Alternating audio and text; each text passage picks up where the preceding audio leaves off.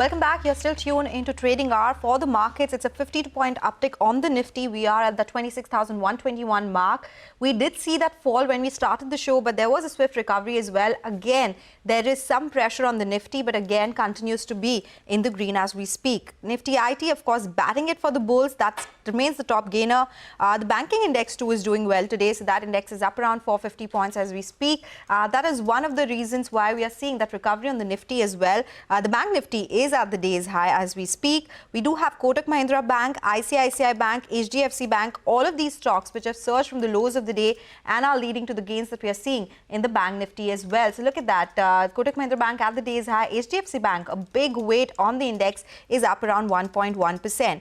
Some stocks which are at the day's high, we do have Bajaj Auto, which is doing well. L&T too is in focus right now. It's at the day's high. We do have Sun Pharma, SBI, some of these stocks which are on our radar and doing well from the lows of the day. But the big story of the day has to be the government's new labour codes. Effective November 21, 2025, bring gig and platform workers under formal social security for the first time. We'll understand the developments and the impact, but first up, let's get in Winnie, who is joining in with the news, and then we go across to Mangalam with stock-specific impact. Winnie, let me start with you first up. Hi, so yes, an important change that has come in these labour rules. Now, what are the changes? There are 4 labour laws. They are going to now come into 4 codes. This is going to be from the 21st of November 2025. What is it in this in terms of changes? Statutory right to minimum wages for all workers. Gig workers also will come into this play as well.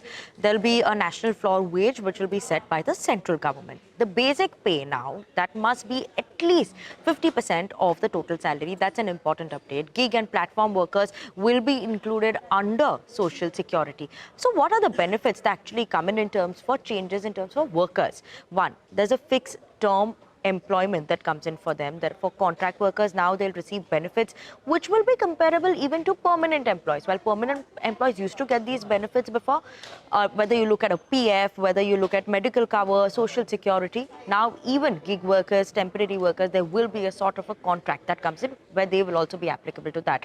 Now, in terms of eligibility for gratuity, which was 5 years, will come down to 1 year.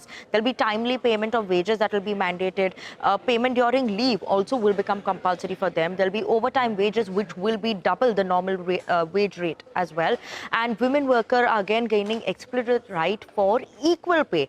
Appointment letters will now become mandatory for all employees. So formalization, that is the important thing, right? You will see more formalization coming into the whole process, employment process as well. There will be free health checkups that is there in requirements. So important updates that have come in here. And paid annual leave eligibility also is reduced to 180 days from 240 days previously for these workers. Now, from the employer's point of view, one, the codes are expected to increase wages, improve social security. There will be simplification in terms of codes. The labor codes and laws that were there before were very complicated. Now, it simplifies as well. This will help them preserving in terms of controlled trade union activities, fixed term employment options also which will come in there, so more flexibility. And obviously in terms of benefits for company as well, one, staffing companies, what does it do? Increases the addressable market share. Other than that, 90% of informal jobs that are there currently, that will start formalizing, so benefit there. So formalization, digitization, simplification, as well as improved productivity are the things that will benefit these companies as well. Okay. All right, Winnie, thank you so much for that. Let's go across to Mangalam. Mangalam, what about Swiggy and Eternal? They could see major impact? Well, they will see an impact, but, the important part is for all the platform companies which do employ gig workers, gig workers and platform workers being recognized under the Social Security Act for the first time is a positive. And platforms must contribute about 1 to 2% of their annual turnover, which is capped at 5% for gig worker payouts. The Social Security is an important parameter to watch out for.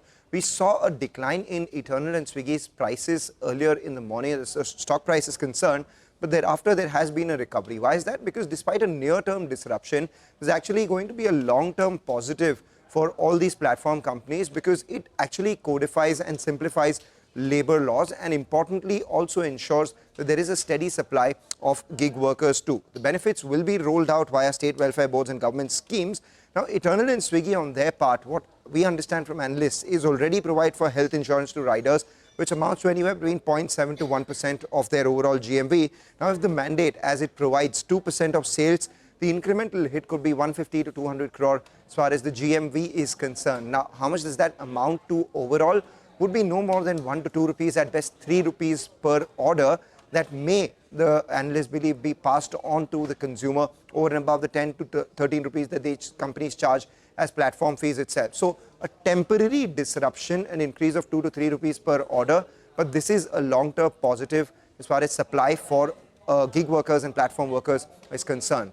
On its part, the companies have said that they welcome the government's proposals on gig worker safety, but they will await the final notification before assessing materiality. The street has assessed the materiality. They've seen a temporary hit, which is why the stocks were lower. But because this is a long-term positive, the stocks have recovered. And remember, these companies are all fairly cash-rich. Thank you very much for explaining that so well. And even the long-term financial impact is very manageable. In fact, let's get in one of the companies which could be impacted. This is a company called SIS, where they staff security guards outside premises. Rituraj Sinha, Group Managing Director of SIS, is joining in, and Sonu Iyer, partner at EY India, also with us. Thank you very much, both of you, for joining in. Mr. Sinha, if I may start with you, if you could tell us, for your company, how do the newly implemented labour codes change the cost structure over the next 12 to 18 months? And two, will you pass on these costs to the clients, or do you think there will be some margin compression? Thanks for having me, Rima. I think first and foremost, we welcome the implementation of the labour codes, much awaited. And I think it's a big positive for our industry. It's a big positive for SIS in particular as the market leader in our space. Firstly, I'd like to say that it's a fundamental reset.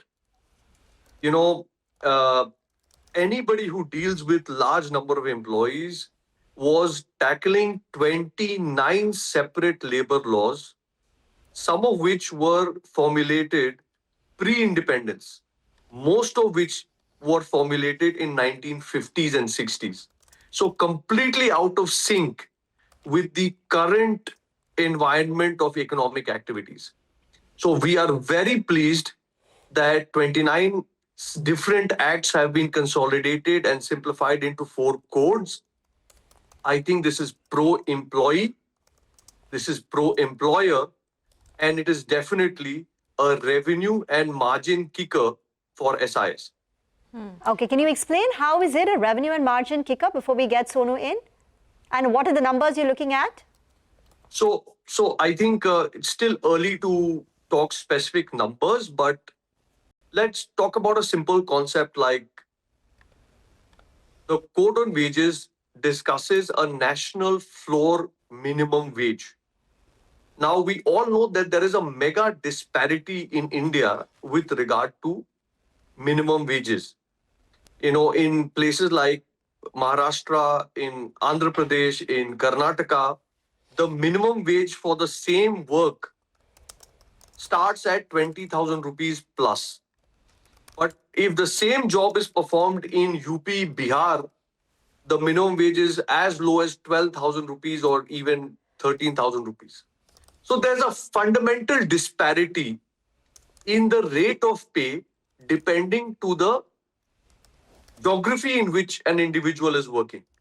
So for the first time, we have a scientific wage fixation mechanism which factors skill, location, and working conditions. On these 3 criteria, a wage category will be set and a national floor minimum wage will be set, below which nobody can be paid. And I think for businesses like us, where we have a direct pass-through built into our contract, where every single rupee increase in any statutory compliance, it could be wage, it could be PF, it could be ESI, it could be bonus, any statutory change is simply a pass-through to our customers. I think this is a positive for our workers, it's a positive for our business, and I think in the long run, it will help our customers significantly as well. Okay, all right. We get that point, Rituraj. Thank you for explaining that. It will be a pass-through. That's the word coming from SIS. Ms. Iyer, let me get you in the conversation as well. This is a consolidation of 29 central legislations into 4 rules. Can you give a sense of what your initial thoughts are? Something very specific which you think is an outlier, which would be a benefit, or something that you think could have been done better? Thanks very much. Thanks for having me on the show. So, as Rituraj said, and as Vinny and Mangalam also kind of prattled out all possible changes that we are seeing in the labor codes unfold, I think these are game changer reforms, long time coming, and at the point where India is at a cusp of, wanting to take off leverage from the disrupted supply chains globally.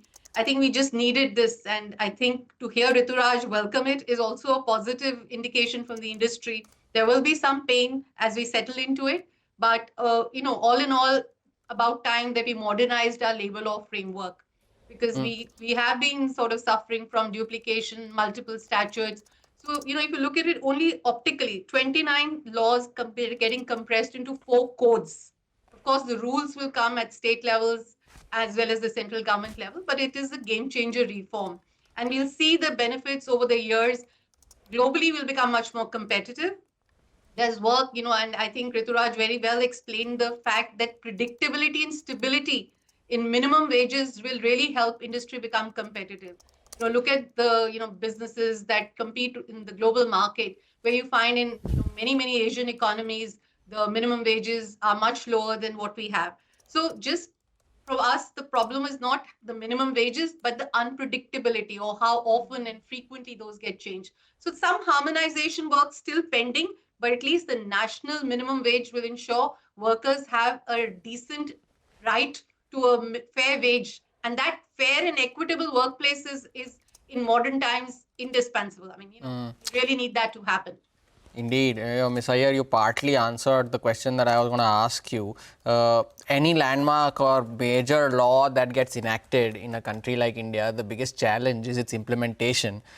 You partly mentioned that there needs to be some bit of harmonization with regards to its implementation. Yes, but what are some of the other challenges that you foresee when it comes to implementing a law like this, especially in a workforce as big as the Indian workforce and in a country as large as India? Yes. So what I mentioned, the harmonization with the state rules is going to be a big one. So there needs to be a super consultative and mature approach at the state level also in ensuring that we don't create, rules which are not in sync with the intention behind these labor codes. Then from a perspective of, again, minimum wages is a big area of work. That's why it is worth mentioning it again here. We will see some pain around gratuity because gratuity will have a retrospective cost as is currently worded in the law in respect of employees who've been in the system for whom provisions have been made in the P&L. So we will see an impact on gratuity provisions that will have to be rewritten considering the new definition of wages. But I want to, I think one thing that's going around in the media that it is gratuity that will be payable for all employees after 1 year, etc. What we need to make a distinction is that 1 year, after 1 year, the entitlement for gratuity from a perspective of equity has come in for fixed term employees. So people who work on a fixed term contract, they will become entitled to gratuity after 1 year, which is typically payable for permanent employees after 4 years or 190 days or 5 years is the rough number that one goes. Just confirming, Ms. Iyer, you said this is retrospective. For gratuity, the cost will be recalibrated because the definition of wages has changed. Today, gratuity is computed on basic salary. But in the new definition of wages that has to be used for computation of gratuity, the basic wages plus basic salary plus allowances, except those that are expressly excluded, which means there is a delta that if you are not already at 50% of CTC for computation of gratuity, then those businesses will see some increase in costs. But it'll be business specific. You'll have to compute for each business. We'll come back to you for the impacted sectors. But Mr. Sinha, you wanted to come in and make a point? Thanks for the opportunity. I think, we are getting caught up in the nitty gritty. I think let's look at the big impact. I'll call out 3 for you. Number 1, I see this as a demand stimulus for the Indian economy. Just imagine 13 to 15 crore people who earn between 1.5 lakh rupees a year to 3.5 lakh rupees a year, the entry level jobs, these people are going to receive a higher pay, better social security, better healthcare because of this act. So I'm talking about 15 crore people who get inducted into the formal work sector, who get the benefits and more disposable income. If this is not demand stimulus, I wonder what would be. Number one. Number two, I see this as a stimulus for formal job creation. One of the biggest problems in our economy has been formalization of jobs. People preferred contract workers, part-time workers, a lot of other workarounds because our laws were just draconian. So for the first time, this is going to simplify and catalyze formal job creation in India, which is probably the country's biggest bane. Third, it is a booster dose for ease of doing business. I think anybody who was worried about the number of returns and filings, I must tell you myself, SIS had to comply with 29 acts that resulted in 937 different challans and filings to be submitted on a monthly, quarterly, and annual basis to different government departments. That gets reduced to a single one registration, one license, one online submission. This is transformational.